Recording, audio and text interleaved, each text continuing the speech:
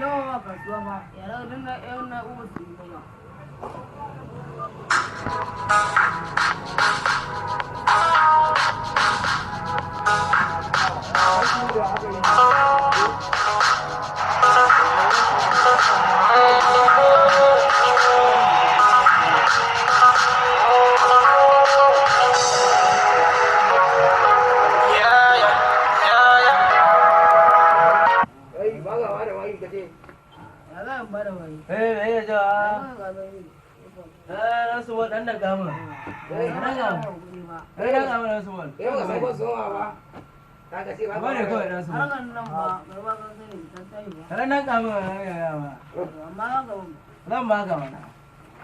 Muna together.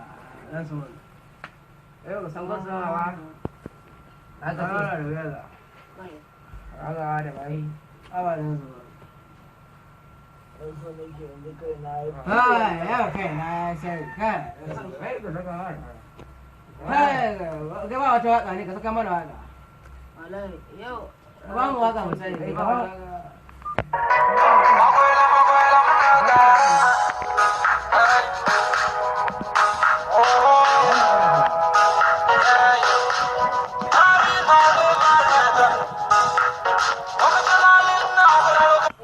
Subhanallah, inna lillahi wa inna ilaihi raji'un.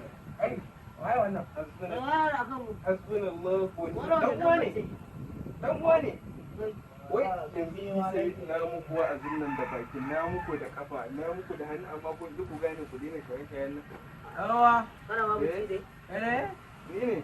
Ana ma wace da haya ne. Ba na ba ku amma wa'azi na zo na muku a matsayina na Dole ma gidan ku ma gidan ku. da matsayina na dan uwanku musulmi, shine na zo na ba ku shawara akan ku Inda gwano na a gidan ku gobe ka wullo min. ku dena shaye-shayen nan dai shine ni na abin da na gano muku. Ba wai ya ga mana magana wai. A gaya muku gaskiya nake yi saboda kun ga halin da ake ciki a ƙasar nan. Wa sai ka zo ga mana komai. A'a ba wa'azi bane shawara ce. To ware. Na gina ware ba inda za ni yana gaya muku Ya ga ware ba. saboda dole mu faɗi gaskiya a wannan al'amari. Kace Dole mu faɗi gaskiya a wannan al'amari.